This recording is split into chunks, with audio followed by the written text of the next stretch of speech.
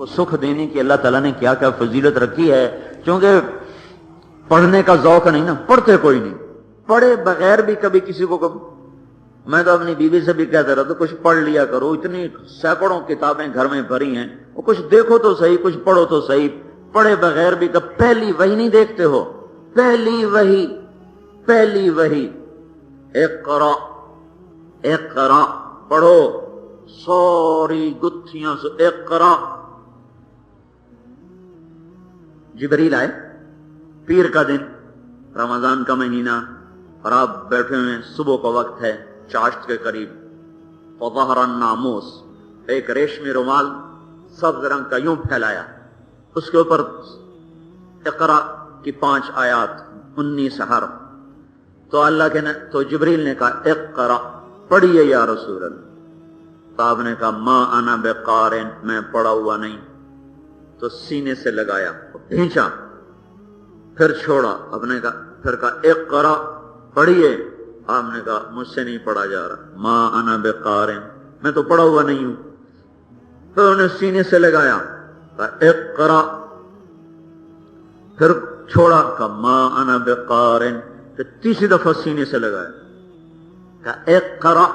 3 دفعہ جب کہا نا اقرا, تو پھر ایک دم اللہ تعالیٰ نے آنکھوں سے حجاب ہٹایا, تو آپ نے پڑھنا شروع کیا, اقرا, پڑھو, بسم ربک الذی خلق خلق الانسان من علق.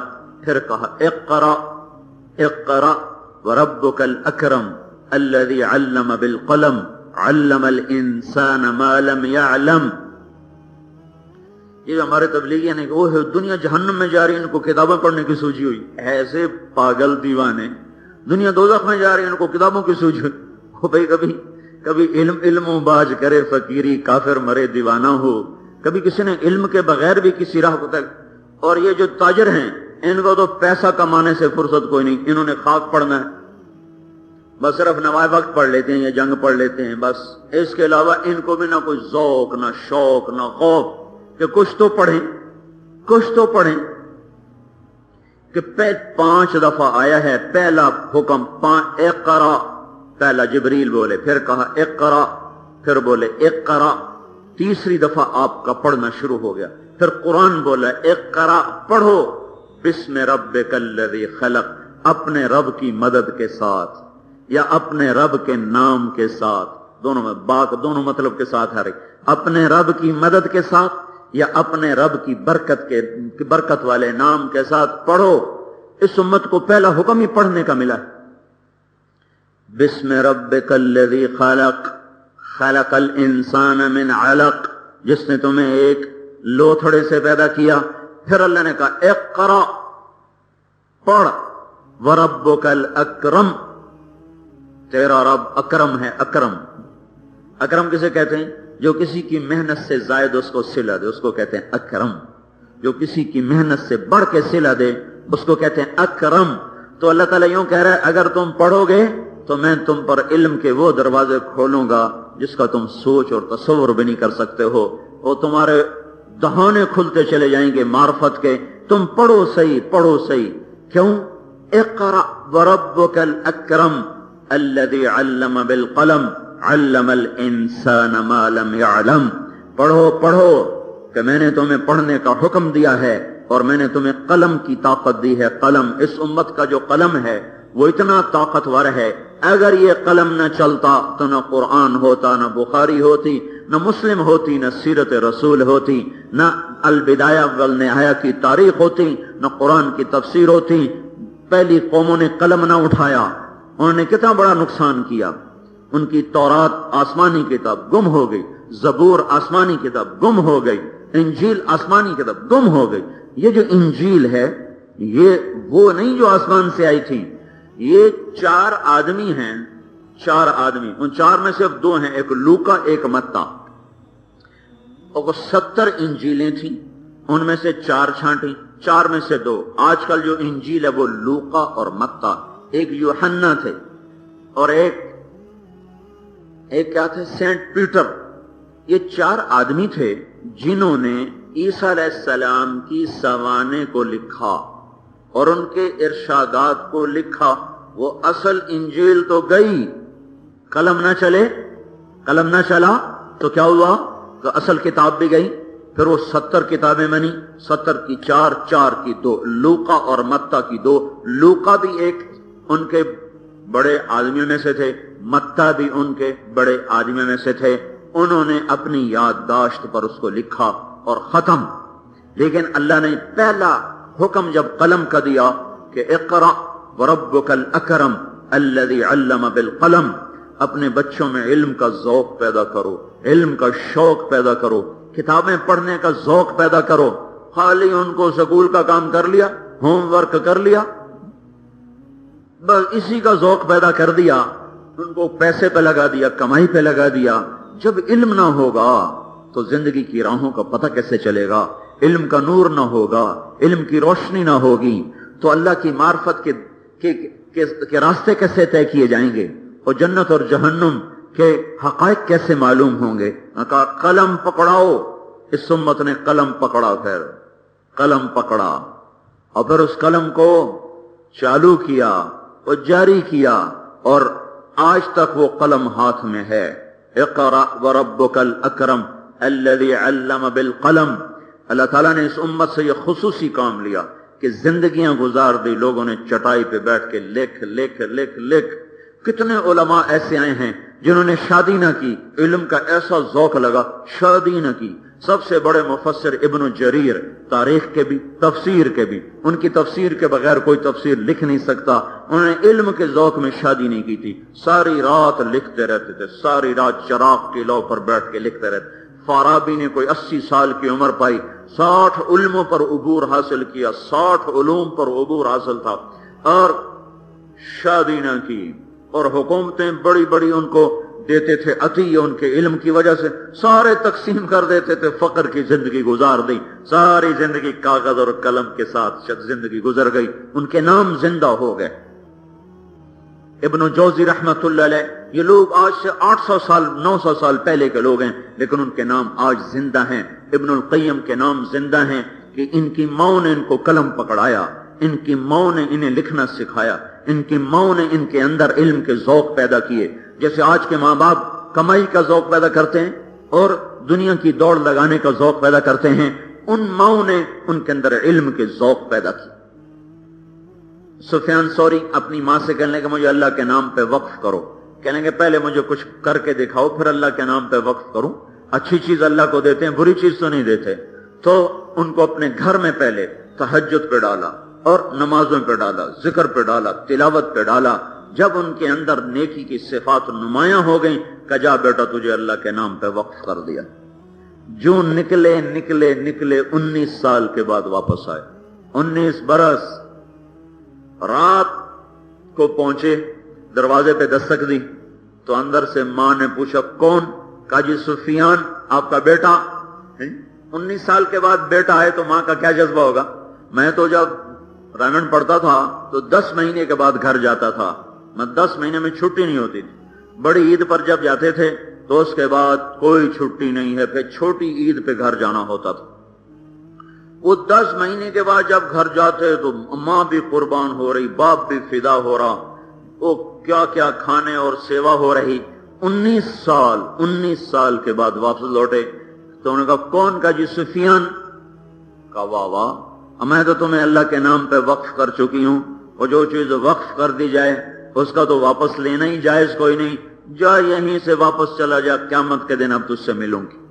تجھے اللہ کو دے دیا ہے، تجھے اللہ کو دے دیا ہے، اب قیامت کے دن ملاقات ہوگی. یہ وہ بنیادیں تھیں جس پر وہ نسل اٹھی. پھر اللہ تعالیٰ نے سفیان کو ایسا سفیان بنایا. انہوں نے ابو جعفر منصور کے خلاف فتویٰ دی. وہ زبردستی بیعت لیتا تھا کہ یہ بیعت حرام ہے، بیعت حرام ہے. وہ بیعت لیتا تھا، میں آپ کے ہاتھ پر بیعت کرتا ہوں، اگر میں بیعت توڑوں تو میری بیوی کو 3 طلاق. یہ اس کے ساتھ وہ کر کہ یہ بیعت حرام ہے. تو ابو جعفر منصور کو پتا چلا، انہوں نے کہا یہ مکہ میں رہتے تھے، انہوں نے کہا میں آ رہا ہوں، سولی تیار کر دی جائے حرم کے باہر، میرے آتے اس کو سولی پہ لٹکا دیا جائے. ایک کون ہے ہمارے خلاف فتوے دینے والا؟ تو یہ لیٹے ہوئے تھے حتیم میں لیٹے ہوئے تھے. تو سفیان بن عیینہ یہ ایک اور ہیں، یہ سفیان ثوری ہیں، وہ سفیان بن عیینہ ہیں، وہ بھاگے بھاگے آئے، کہنے لگے سفیان جان بچاؤ، بھاگ جاؤ۔ کہا کیا ہوا؟ کہا ابو جعفر تیری گرفتاری کا حکم دے چکا ہے، تیرے لیے سولی تیار کی جا رہی ہے اور اس کے آنے کے بعد تمہیں حرم سے باہر سولی پہ لٹکایا جائے گا۔ اب قد فعل ذلك، کیا واقعی اس نے یہ کہا ہے؟ کہا بالکل حکم آ چکا ہے۔ حتیم سے اٹھے اور آ گئے وہاں پر، ملتزم پر آ گئے اور یوں ہاتھ رکھے، یا اللہ اگر تو نے ابو جعفر کو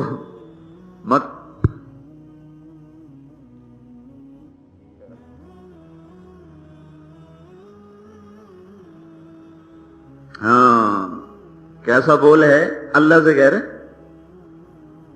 ابو جعفر طائف کے پہاڑوں سے نیچے اترا تو سامنے حرم چند میل ہے، بیٹھا لڑک کے مر گیا۔ ابو جعفر منصور کی خبر طائف اور مکے کے درمیان کسی پہاڑ کے دامن میں ہے، کسی کو کچھ پتہ نہیں، وہ کہاں جا کے سو گیا ظلم و ستم کے پہاڑ توڑنے والا۔ تو اللہ تعالیٰ نے عورت کو گھر بٹھایا ہے، بیکار نہیں، برتن دھونے کے لیے نہیں، کپڑے دھونے کے لیے نہیں، یہ اضافی کام ہے، عورتوں کے اضافی کام ہے، ذمہ کوئی نہیں ہے۔ میرے ماں باپ کی خدمت میرے ذمہ ہے، میری بیوی کے ذمہ کوئی نہیں ہے۔ وہ تو دودھ پلانا اس کے ذمہ نہیں، کہا علی المولود لہ رزقہن وکسوتہن، تمہارے ذمہ ہے، کرو۔ تو اگر اتنے کاموں سے فارغ کیا ہے تو ذمہ کیا لگایا ہے؟ وہ کہا اولاد کو تیار کرو، ان کو اللہ کے حکموں پہ مر مٹنے والا بناؤ، ان کے اندر حلال اور حرام کی تمیز پیدا کرو، ان کو صحیح مسلمان بناؤ۔ بیٹیوں نے باہر جانا ہے، انہیں اس قابل بناؤ کہ آگے کے لیے ٹھنڈک بنے۔ تمہارے بیٹے نے کسی کی بیٹی کے ساتھ چلنا ہے، اسے اس قابل بناؤ کہ کسی کے جذبات احساسات کا خیال کر کے چل سکے۔ چونکہ اس لائن سے تربیت کوئی نہیں، بیٹا جوان شادی کرو، پتر کماؤ بن گیا شادی کرو، دی وڈی ہو گئی شادی کرو۔ یہ تو دیکھو اس کے اندر کچھ پیدا بھی ہوا ہے، ایک نئی نسل کو لے کے چل سکیں گے، ایک دوسرے کے جذبات احساسات کی رعایت کر سکیں گے۔ بہترین اخلاق وہ ہیں جو گھر والوں کے ساتھ ہوتے ہیں، بہترین مسلمان وہ ہے جو گھر والوں کے ساتھ صحیح مسلمان بن کے چلتا ہو، بیوی خامند کے ساتھ، خامند بیوی کے ساتھ۔ ایک صحابی سفر پہ جا رہے تھے، اپنی بیوی سے کہا گھر میں ہی رہنا، جیسے کوئی ایسے عام جملہ، بھائی ذرا گھر میں ہی رہنا، گھر کا خیال کرنا۔ وہ چلے گئے سفر میں، پیچھے ان کے ابا بیمار ہو گئے، پچھلی گلی، تو انہوں نے پیغام بھیجا، یا رسول اللہ میرے ابا بیمار ہیں، میرے خامند کہہ گئے تھے گھر میں ہی رہنا، تو میں کیا کروں؟ تو آپ نے کہا تو گھر میں رہ، اطیع بعلک، خامند کی اطاعت کر۔ حالانکہ میں اب بھی قسم اٹھا رہا ہوں کہ اللہ کی قسم ان کا یہ منشا نہیں تھا، ایک محاورہ تھا، محاورہ، بس ذرا گھر دا خیال کریں، گھرے ہی رویں۔ اس کا مطلب یہ تو نہیں کہ وہ باپ سے ملنے نہ جائے، لیکن میں قربان جاؤں اس خاتون پر کہ جس نے اس کے ظاہری بول کو بھی یہ پانی لگایا، اور اللہ کے نبی نے امتحان لے لیا، کہاں گھر میں رہو۔ پھر وہ سکرات آ گئے، مرض الموت آ گیا، کہا یا رسول اللہ اب تو مر رہے ہیں، اب کیا کروں؟ آپ نے کہا اب بھی گھر رہو۔ پھر وہ مر گئے۔ منہ دیکھنا کتنی بڑی تمنا ہوتی ہے اولاد۔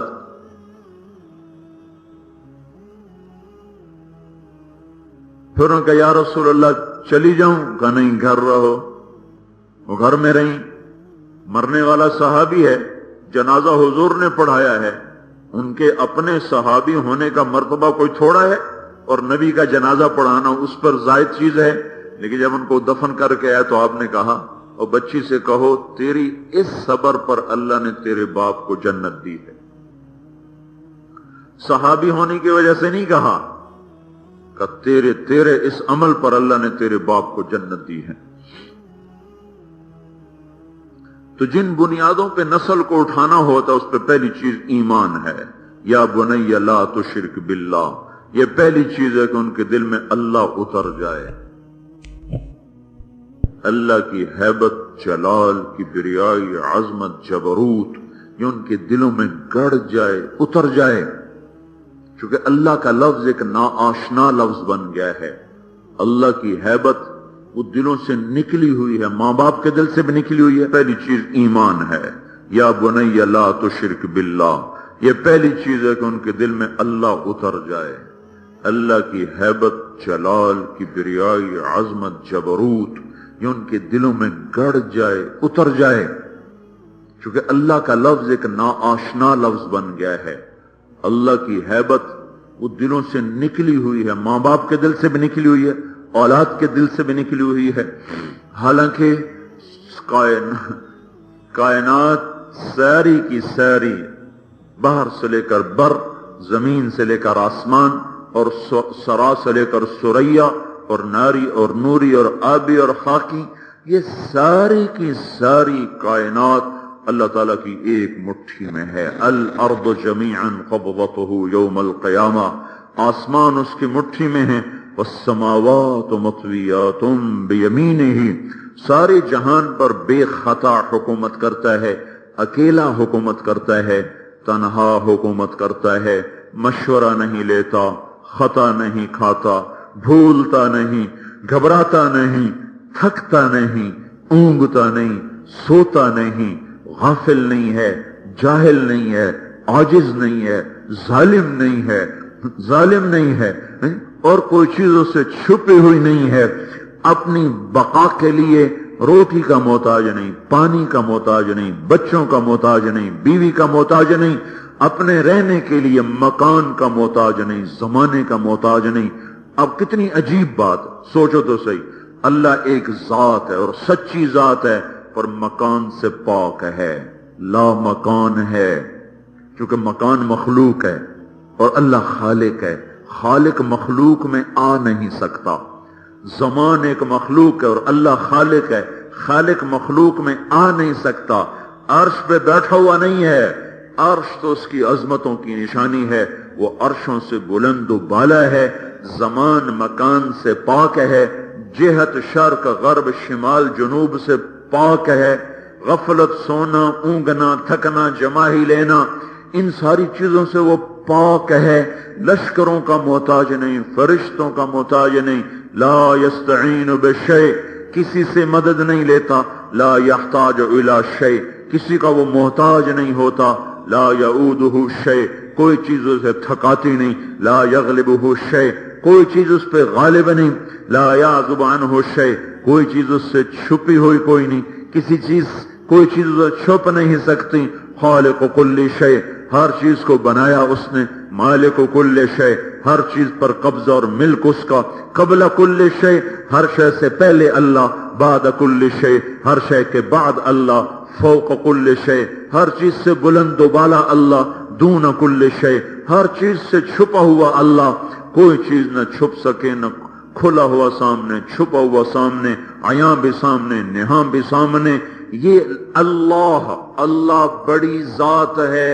یہ بڑا اوکھا سبق ہے، بڑا مشکل سبق ہے جو ماں کے ذمے ہے، باپ کے ذمے ہے کہ اس بچے کے دل میں اتارو کہ اللہ ہے، اس کا ثانی نہیں، اس کا شریک، وزیر، مشیر، مددگار، پہرے دار کچھ نہیں ہے، اکیلا سب کو کافی ہے. قل هو اللہ احد. احد کا مطلب صرف اتنا نہیں کہ وہ اکیلا ہے. احد کا مطلب یہ ہے کہ وہ اکیلا بھی ہے اور اکیلا تمہاری تمام ضرورتوں میں تمہارے لیے کافی بھی ہے. اللہ کے سوا کسی کو مت پکارو، اللہ کے سوا کسی کو مدد کے لیے مت بلاؤ، اللہ کے سوا کسی سے آسرا مت ڈھونڈو، کسی کی پناہ مت ڈھونڈو. تمہارا اللہ تمہارے لیے کافی ہے. الیس اللہ بکاف عبدہ، تمہارا اللہ کافی. کفا باللہ وکیلا، اس کی وکالت کافی. کفا باللہ شہیدہ، اس کی حاضری کافی. کفا باللہ رقیبہ، اس کی نگہبانی کافی. کفا باللہ حفیظہ، اس کی حفاظت کافی. کفا باللہ نصیرہ، اس کی مدد کافی. کفا باللہ وکیلا، کفا باللہ ولیہ، اس کی دوستی کافی. کفا باللہ نصیرہ، اس کی نصرت کافی. کفا باللہ وکیلا، اس کا وکیل ہونا کافی. کفا باللہ وکیلا، شہیدہ، رقیبہ، حفیظہ، نصیرہ، ولیہ، ہادیا و نصیرہ.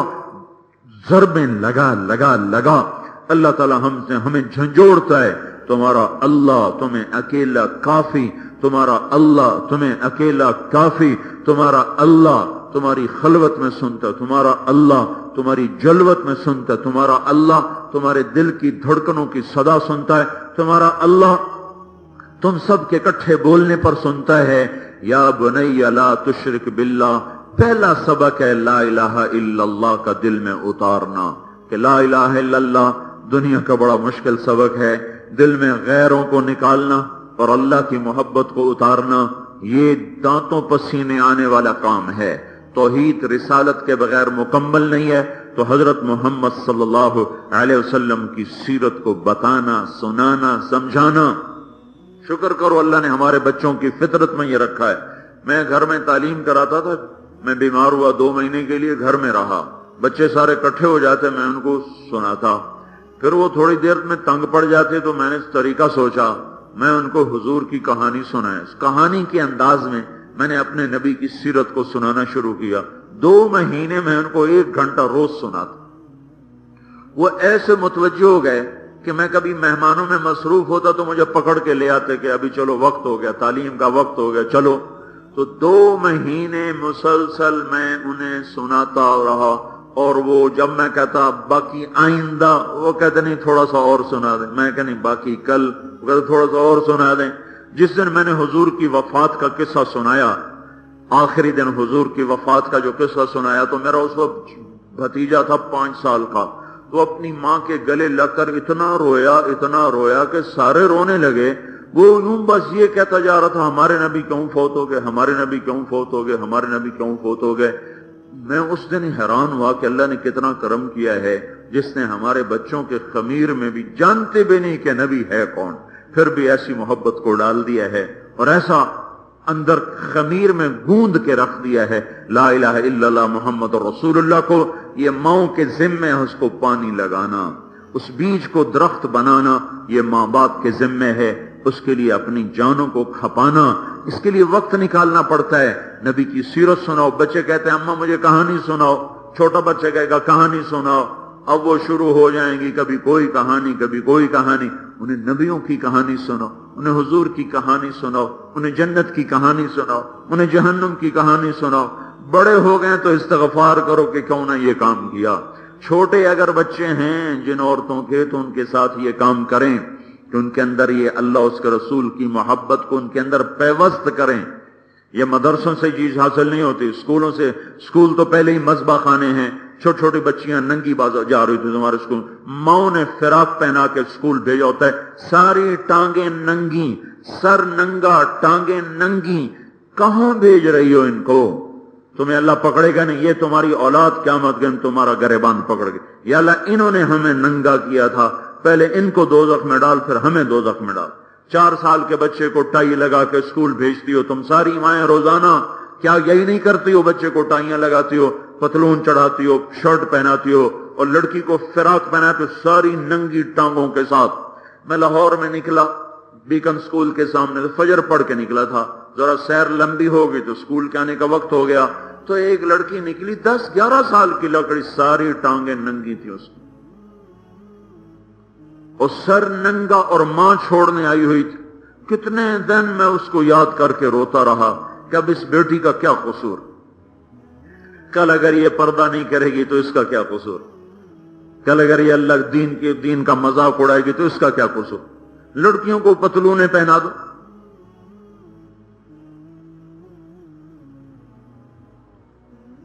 تو پہلے ظالم تو ماں باپ ہیں، کیوں بھیجا ایسے اسکول میں؟ رہنے دو ان پڑھ، ان کو گرمی تم نہیں برداشت کرتی ہو کہ میری بچی کو گرمی نہ لگے، اگر جہنم کی گرمی لگ گئی تو پھر کیا ہوگا؟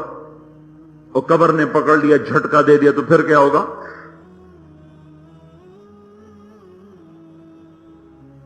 مسلمان بنانا فرض عین ہے، بے شک ہاں بھائی ہمیں ضرورت ہے عورتیں ڈاکٹر بنیں، ہمیں ضرورت ہے عورتیں بیمار ہوتی ہیں تو عورتوں کا علاج عورت کرے، ہماری ضرورت ہے کہ عورتیں ڈاکٹر بنیں، ہماری ضرورت ہے لڑکیوں کو عورتیں پڑھائیں تو لڑکیاں تعلیم حاصل کریں، پر ننگا ہونا تو اس کے لیے ضروری کوئی نہیں۔ سر سے دوپٹہ اتر جائے، یہ تو اس کے لیے ضروری کوئی نہیں، حیا تو سکھایا جائے۔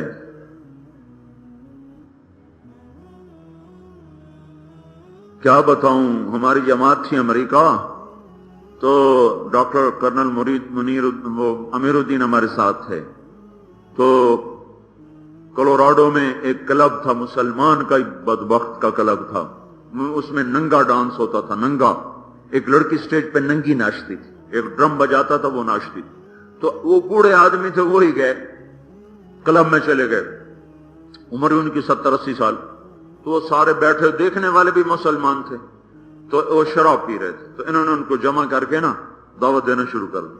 وہ تو نشے میں تھے، کوئی ہوں کر رہا، کوئی ہاں کر رہا۔ وہ لڑکی جو تھی نا وہ نیچے اتری اور جو ٹیبل کلاتھ ہوتے ہیں نا میز کے اوپر پڑے، اس نے وہ لیے اور اپنے اوپر باندھ لیے، نیچے بھی اوپر بھی، اور آ کر کرنل صاحب کے پیچھے کھڑی ہوگی، اس کو پتا، کرنل صاحب کو نہیں پتا کہ پیچھے آ کے وہ کھڑی ہوگی۔ جب بات ختم ہوئی تو انہوں نے کہا سمجھے ہو؟ تو اس نے پیچھے سے کہا یہ نہیں سمجھے، میں سمجھ گئی ہوں، مجھے بتاؤ کیا کرنا ہے۔ انہوں نے کہا ہم دنیا اور آخرت کی نجات کا بول ہے لا الہ الا اللہ محمد رسول، کا مجھے پڑھاؤ۔ اس نے کلمہ پڑھا، کہا یہ میرا خامند ہے، وہ جو ڈرم بجانے والا تھا، اس کو بھی پڑھاؤ۔ وہ بھی دونوں مسلمان ہو گئے۔ تو 3-4 دن وہاں جماعت ہوئی، تو وہ دونوں میاں بیوی آتے رہے، سنتے رہے۔ جب جانے لگے تو ان کو اسلامک سینٹر کا ایڈریس دے دیا کہ یہ ایڈریس ہے، یہاں سے رابطہ رکھو، کوئی مسئلہ ہو تو پوچھ لو۔ کچھ 4 مہینے 3 مہینے کے بعد اس لڑکی کا فون آیا، وہ رہتے ہیں مونٹریال میں، ٹورانٹو میں رہتے، تو ان کا فون آیا اس لڑکی کا کہ آپ مجھے پہچانتے ہیں؟ آپ مجھے پہچانتے ہیں؟ کہا جی ہاں پہچانتا ہوں، تم وہی لڑکی ہو کولوراڈو والی؟ کہا جی ہاں میں وہی ہوں۔ کولوراڈو نہیں، ڈینور، میں وہی ہوں ڈینور والی۔ کہا ایک مسئلہ پوچھنا ہے۔ کہ کیا ہوا؟ کہا آپ کے جانے کے بعد ہم دونوں میاں بیوی مسلمان ہو گئے تھے، تو میں جب ناچا کرتی تھی تو ایک رات کا $500 لیا کرتی تھی، تو میں نے تو پھر کام چھوڑ دیا، میں گھر میں بیٹھ گئی، میرے خامن نے نوکری کر لی، تو اب وہ $40 روز کا لاتا ہے، $500 سے $40۔ امریکہ جیسے شہر میں یہ موت ہے، موت، وہاں کوئی کسی کو روٹی نہیں پوچھتا، پانی نہیں پوچھتا۔ کہ لہٰذا ہم نے گھر بھی بیچ دیا، گاڑیاں بھی بیچ دی، ایک چھوٹے سے اپارٹمنٹ میں ہم شفٹ ہو گئے ہیں۔ تو میرا خامن جاتا ہے، نوکری کر کے آتا ہے، تو شام کو ہم دونوں میاں بیوی نکلتے ہیں اپنے رشتہ داروں کو تبلیغ کرنے، دعوت دینے کے، شاید کوئی مسلمان ہو جائے۔ اب ہمیں بس میں سفر کرنا پڑتا ہے، تو میں بس میں بیٹھی تھی اور اگلی سیٹ کی جو پیچھے وہ ٹیپ ہوتی ہے، اس پر میں نے ایسے ہاتھ رکھا ہوا تھا، ہاتھ، تو بس کو نے لگائی اچانک بریک، تو میرا جو کرتے کا آستین تھا وہ سرک کے نا ایسے نیچے آ گیا، کہ میرا چوتھائی کوئی ہاتھ ننگا ہو گیا، تو اس پر اب میں دوزخ میں تو نہیں جاؤں گی۔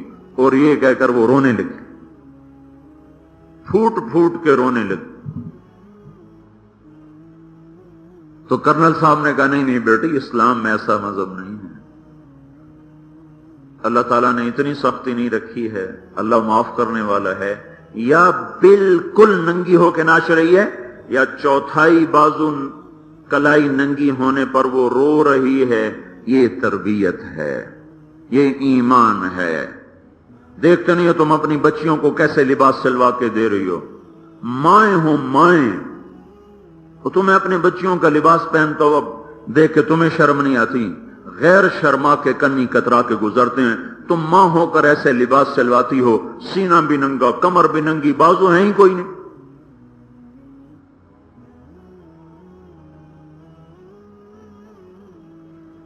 یہ کیا تہذیب ہے؟ یہ کون سی تعلیم ہے؟ یہ کون سی ثقافت ہے؟ عورت تو چھپی چیز کو کہتے ہیں۔ حضرت فاطمہ رضی اللہ تعالیٰ عنہ کے انتقال کا وقت آیا تو انہوں نے ارشاد فرمایا اپنی خادمہ کو میرے لیے غسل کا پانی رکھو، انہوں نے پانی رکھا، پھر فلاں جوڑا میرا کپڑا نکالو، وہ نکالا، نہا کے کپڑے بدل کے فرمایا چارپائی بیچ میں کرو، انہوں نے بیچ میں کر دی، لیٹ کر منہ قبلے کی طرف کر کے کہنے لگی اب میں مر رہی ہوں۔ حضرت علی موجود نہیں تھے، میں مر رہی ہوں، علی کو کہہ دینا میرا غسل ہو گیا ہے، میرا اب کندھا بھی کوئی ننگا نہ کرے، مرنے کے بعد میرا کندھا کوئی ننگا نہ کرے۔ جوان بچیوں کے کیسے गले खुले होते हैं कि नंगे होने की तरफ नस्ल बढ़ती चली जा रही। मगरिब की औरत ने नंगा हो के क्या पाया है? मगरिब की औरत बाजार में आकर उसने क्या देखा है? न वो मां रही, न बीवी रही, न बेटी रही, न बहन रही, कुछ भी न रही, गर्लफ्रेंड बन गई। जब जी भर गया किक मार के बाहर डाल दिया, बाहर फेंक दिया। उसकी 1792 में एक औरत थी लंदन, उसका नाम था मैरी वॉलस्टोनक्राफ्ट। उसने सबसे पहले आजादी निस्वां पर किताब लिखी थी। औरतों को आजाद करो, आजाद करो। उस आजादी की वो कीमत देनी पड़ी कि सब कुछ लुट गया। और 1998 में उसी इंग्लैंड में सर्वे किया गया, औरतों से पूछा गया तुम घर की खातून बनना चाहती हो या यही बाजार वाली? तो 98% औरतों ने कहा हम घर लौटना चाहती हैं, लेकिन अब हमें खामिद कोई नहीं मिलते, बॉयफ्रेंड हैं, जब उनका जी चाहता है धक्का दे के बाहर निकाल देते हैं, हमें खामिद कोई नहीं मिलता।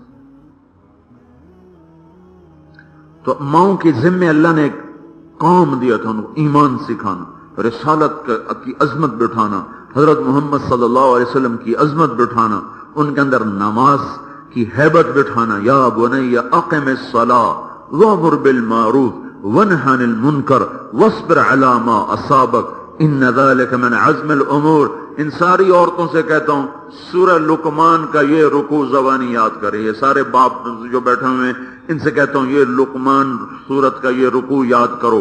इसमें औलाद को क्या बनाना है वो उसमें लिखा हुआ है, औलाद को किन बुनियादों पे खड़ा करना वो उसमें लिखा हुआ है। ये तुम कर दो, आगे तुम हिदायत नहीं दे सकते, हिदायत तो अल्लाह देता है, हादी अल्लाह है, लेकिन मेहनत तो हमारे जिम्मे है। हादी अल्लाह है, दिल अल्लाह पलटा देगा, पर हम कोशिश तो करें। ये बुनियादें हैं, ईमान बनाओ। और इन्नहा इन तकु मिस्काल हब्बतिन मिन खरदल, ये अल्लाह ताला ने आखिरत जज़ा सजा का एहसास उनके अंदर पैदा करो, नमाज का एहसास पैदा करो, तबलीग का एहसास पैदा करो, सब्र सिखाओ उनको, अखलाक सिखाओ उनको। ला तुसाइर खद्दक लिन्नास, बदतमीज बन के बात ना कर, बदतमीज बन के बात ना कर, किसी के गले ना लग जा, किसी को झपट के ना पड़ जा। और ला तमशी फिल अर्द मरहा, अकड़ के मत चल। वक़्सिद फी मशी का, चाल में आजजी रख, तवाज़ु रख। वग़्दुद मिन सौतिका, आवाज में पस्ती रख। आवाज तो मर्द भी ऊंची करे तो अल्लाह को नापसंद है, अगर औरतें गला फाड़ फाड़ के बोलना शुरू कर दें तो और ज्यादा अल्लाह के दरबार में बुरी चीज है और बुरी आवाज है। कि आवाज की पस्ती, नजर की पस्ती और जबान में मीठा बोल। फिर माँ बाप का हक समझाया और उसके साथ वस्सैनल इंसान बिवालिदैहि, तेरे माँ बाप का तेरे ऊपर हक है।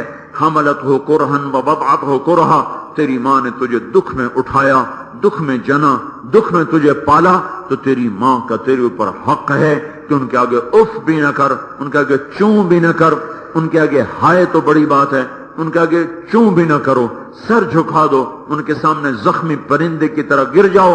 कि जो अल्लाह के नबी ने फरमाया माँ बाप जुल्म भी करें तो सह जाओ, जुल्म भी करें तो सह जाओ, ज्यादती भी करें तो सह जाओ, तो उनके सामने उफ मत करो।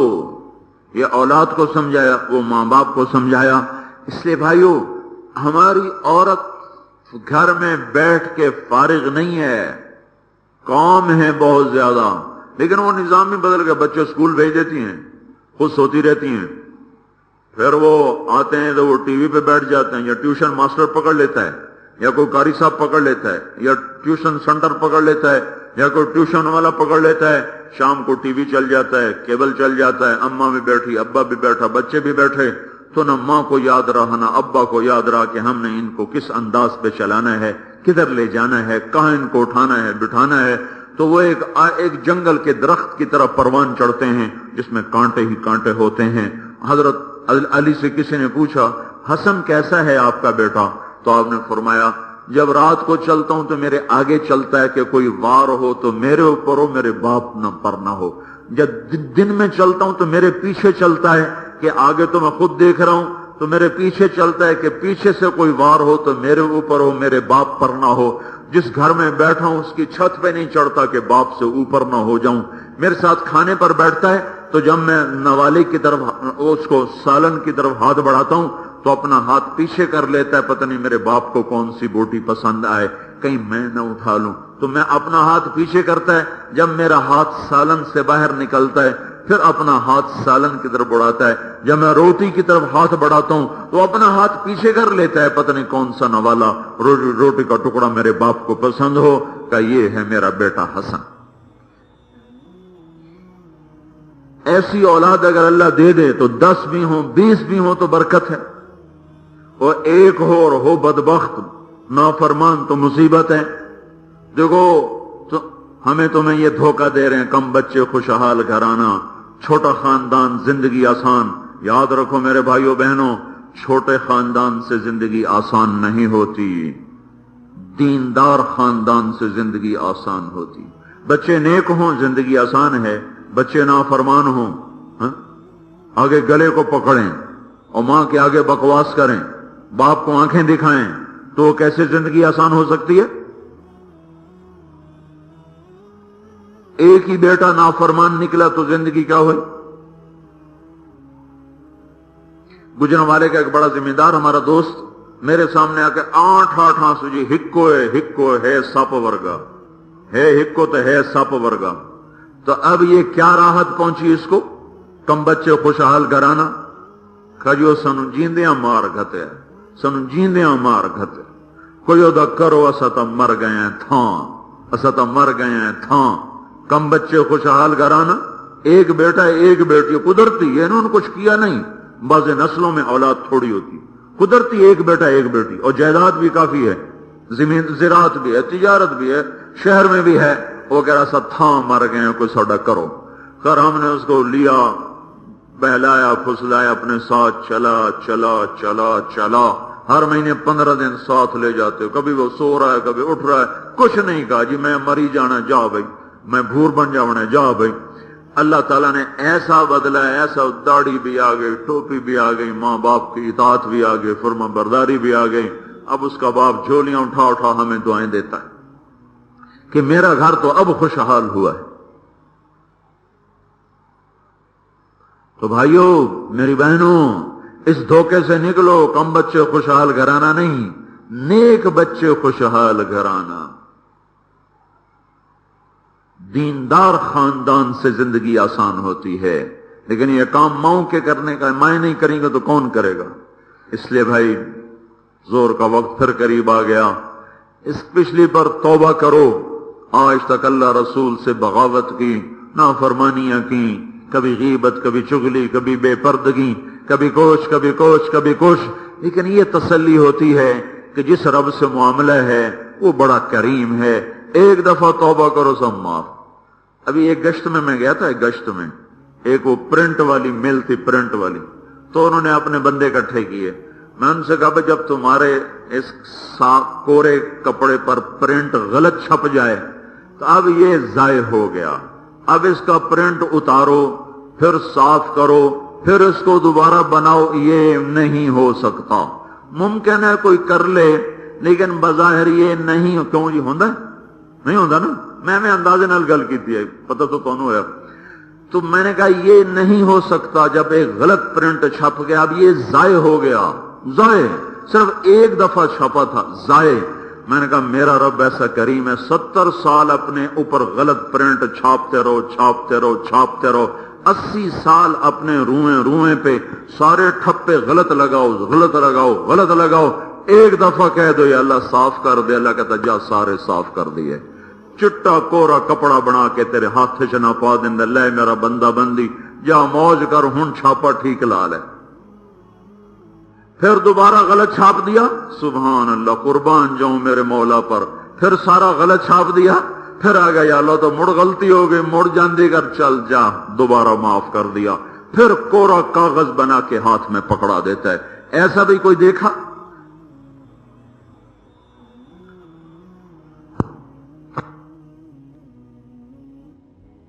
کو استوار کرو، طے کرو کہ اللہ آج کے بعد تیرے محبوب کے وہ ہوگا جو تو چاہے گا۔ زبان کو سیلو غیبت سے، چغلی سے، اپنے چہروں کو چھپا لو پردے سے، اپنے جسم کو مزین کرو حیا سے، پاک دامنی سے، تقدس سے، زبان کی گالی گلوچ سے بچو، تکبر و عجب سے بچو، سجدوں میں سر رکھو، ماں باپ زندہ ہیں تو انہیں جنت سمجھ کے خدمت کرو، خامد بیوی آپس میں اللہ کی شریعت کے مطابق چلو، جو کمی ہوئی اس پہ توبہ کرو۔ ایک دفعہ یہ عورتیں بھی، آپ بھی منہ سے کہہ دو یا اللہ میری توبہ، ایک دفعہ اور کہہ دو یا اللہ میری توبہ، ایک دفعہ اور کہہ دو یا اللہ میری توبہ۔ آپ پکے رہنا اس توبہ پر، اب اس کو لے کر پھرنا ہے، پھرانا ہے، چلنا ہے، چلانا ہے۔ اب جلدی سے بتاؤ، پھر دعا کرائیں، نماز کا وقت ہو گیا ہے۔ درود شریف پڑھو۔ اللہم لک الحمد کما انت اہلہ، فصل علی سیدنا و مولانا محمد کما انت اہلہ، وفعل بنا ما انت اہلہ، انک اہل التقوی و اہل المغفرہ۔ اے مولا، ہر محفل میں تجھے حاضر ناظر جان کے توبہ کرتے ہیں، لیکن پتہ نہیں ہمیں کیا ہے یا اللہ، چند منٹ بھی نہیں گزرتے کہ پھر وہ توبہ ٹوٹ جاتی ہے، ایک دن بھی پورا نہیں گزرتا کہ اس توبہ کے پرزے پرزے ہو جاتے ہیں۔ اے مولا کریم، تیری عزت کی قسم، تیرے جلال کی قسم، ہم تجھ پر ایمان لائے، تو ایک وحدہ لا شریک اللہ ہے۔ ہم تجھ پر ایمان لائے کہ تیرا کوئی شریک نہیں، ہم تجھ پر ایمان لائے کہ تو کسی جگہ، زمان، مکان، بیوی بچے کا محتاج نہیں، تو اپنی صفات میں بھی وحدہ لا شریک ہے، تو اپنی ذات میں بھی تنہا ہے۔ اے میرے مالک، ہم ایمان لائے کہ محمد صلی اللہ علیہ وسلم تیرے رسول ہیں، آخری رسول ہیں۔ ہم تیرے قرآن پر ایمان لائے، وہ تیری کتاب ہے، تیری جنت پر، تیری دوزخ پر، قیامت پر، حساب کتاب پر، فرشتوں پر، انبیاء پر ہم ایمان لائے، تقدیر پر ایمان لائے۔ پر اے میرے مولا، یہ سب کچھ مان کے بھی ہم سے تیری نہیں مانی جاتی۔ ہم کیا کریں؟